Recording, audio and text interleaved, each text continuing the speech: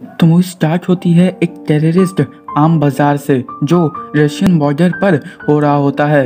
यहाँ MI6 Russian की permission से वहाँ पर जेम्स बॉन्ड को भेजते हैं ताकि जेम्स बॉन्ड वहाँ पर सर्वे कर सकें। यहाँ MI6 एक टेररिस्ट को पहचान जाती है जो साइबर टेररिस्ट होता है जिसका नाम हेनरी गुप्ता होता है। हेनरी वहाँ पर एक अमेरिकन GPS एनकोडर खरीदता है।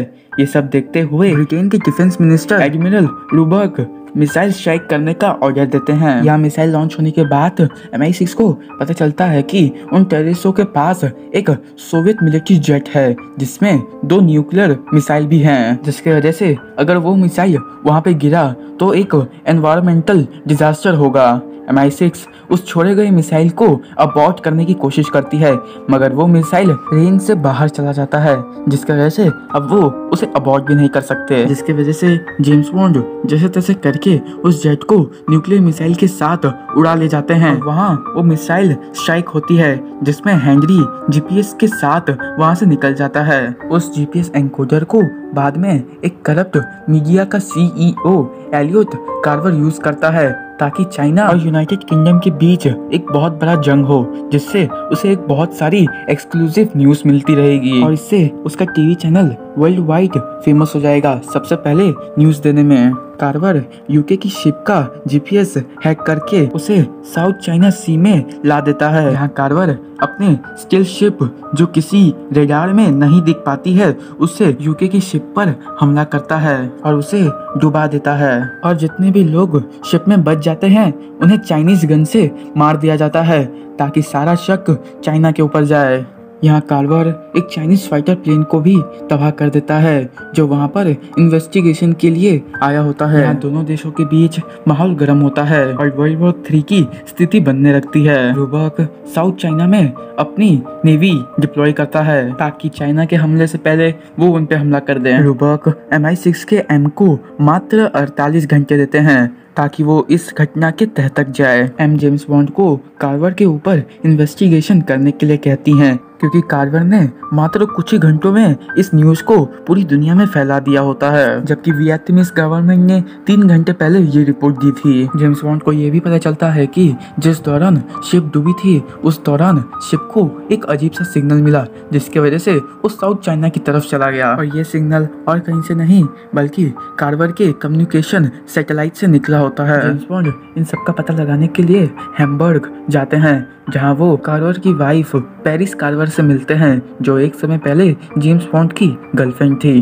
जेम्स बॉन्ड उसे सेड्यूस करते हैं और उससे इंफॉर्मेशन भी इकट्ठा कर लेते हैं ताकि वो कैसे कार्वर के न्यूज़पेपर हेडक्वार्टर में घुस सके। यहाँ जेम्स बॉन्ड कार्वर के नए टीवी चैनल के इनॉग्रेशन के पार्टी में जाते हैं जहाँ वो कार्वर और वायलिन से मिलते हैं। यहाँ हेनरी कार्वर को बता देता है कि जेम्स बॉन्ड एक 00 एजेंट है। इसकी वजह से कार्वर अपने 3 आदमियों को उसके पास भेजता है ताकि वो उन्हें एक रूम में लेके जाकर मार दे, लेकिन यहाँ जेम्स बॉन्ड उन्हीं तीनों को मार देते हैं। कार्वर टीवी चैनल का उद्घाटन लाइव कर रहा होता है कि तभी जेम्स बॉन्ड उसका कनेक्शन काट देते हैं। यहाँ कार्वर को पेरिस और जेम्स बॉन्ड के बारे में पता चल जाता है। अगले दिन जेम्स बॉन्ड कार्वर के न्यूज़पेपर फैक्ट्री में चोरी छुपकर घुस जाते हैं और वहाँ पर वो GPS एनकोडर को चुरा लेते हैं। जब जेम्स बॉन्ड उस एनकोडर को लेकर वहाँ से निकल ही रहे होते हैं कि तभी लिन भी चोरी से घुसने की कोशिश करती है लेकिन उसके ऐसा करने से वहाँ का अलार्म बज जाता है। फिर जेम्स बॉन्ड और लिन वहाँ से जैसे तैसे करके भाग निकलते हैं। जब जेम्स बॉन्ड पेरिस के होटल रूम में जाते हैं तब वो वहाँ पर देखते हैं कि पेरिस को कार्वर के एसेसन डॉक्टर कॉफमैन ने मार दिया है। कॉफमैन जेम्स बॉन्ड को भी मारने की कोशिश करता है मगर जेम्स बॉन्ड जैसे तैसे करके उसे ही मार देते हैं। फिर इसके बाद जेम्स बॉन्ड जापान के US बेस पर जाते हैं जहां उन्हें पता चलता है कि एनकोडर के साथ किसी ने छेड़छाड़ की है जिसके वजह से वो शिप साउथ चाइना की तरफ चला गया था।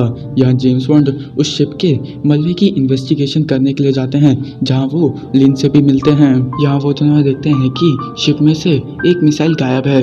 जब जेम्स बॉन्ड और लिन सतह पे आते हैं तब उन दोनों को स्टैम्पर पकड़ लेता है जो कार्वर का ही आदमी है। स्टैम्पर उन दोनों को अपने साथ वियतनाम के साइगोन के CMGN टावर पर ले जाता है, जहां जेम्स बॉन्ड और लिन कार्वर से मिलते हैं। कार्वर लिन से कहता है कि तुम Chinese ministry of state security की एक एजेंट हो, जिसे इस केस पर इन्वेस्टिगेशन के लिए रखा गया है।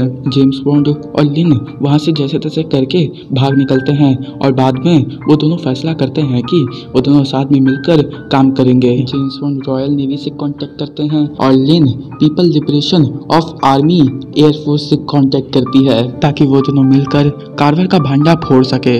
जेम्स बॉन्ड और लिन कार्वर के स्टील शिप को ढूंढकर उसके पास जाते हैं ताकि वो उसे बॉम्ब से उड़ा सके और वो रॉयल नेवी के नज़र में आ जाए।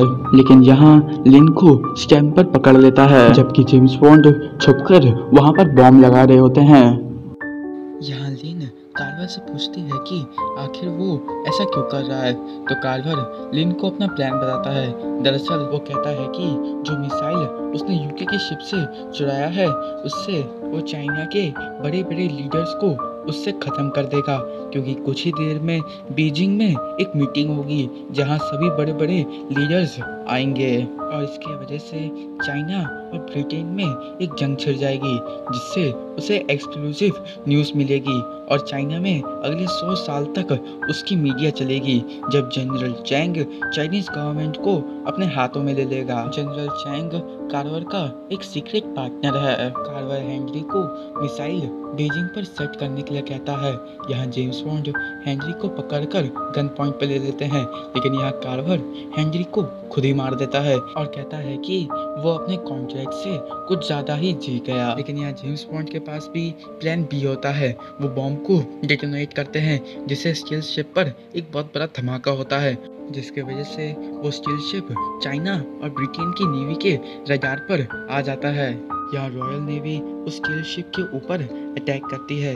यहाँ जब लिन शिप के इंजन को बंद करने के लिए जाती है, तभी स्टैम्फर लिन को पकड़ लेता है। यहाँ कार्वर जेम्स बॉन्ड को मारने वाला होता है कि तभी जेम्स बॉन्ड उसी की ड्रिलिंग मशीन से उसको मार देते हैं। यहाँ स्टैम्फर लिन को चेन से बांधकर पानी में फेंक देता है और जेम्स बॉन्ड को खूब मारता है, लेकिन जेम्स बॉन्ड स्टैम्फर का पैर उस मिसाइल से अटका देते हैं जो मिसाइल बीजिंग पर सेट की गई होती है। जेम्स बॉन्ड उस मिसाइल पर बॉम्ब भी लगा चुके होते हैं।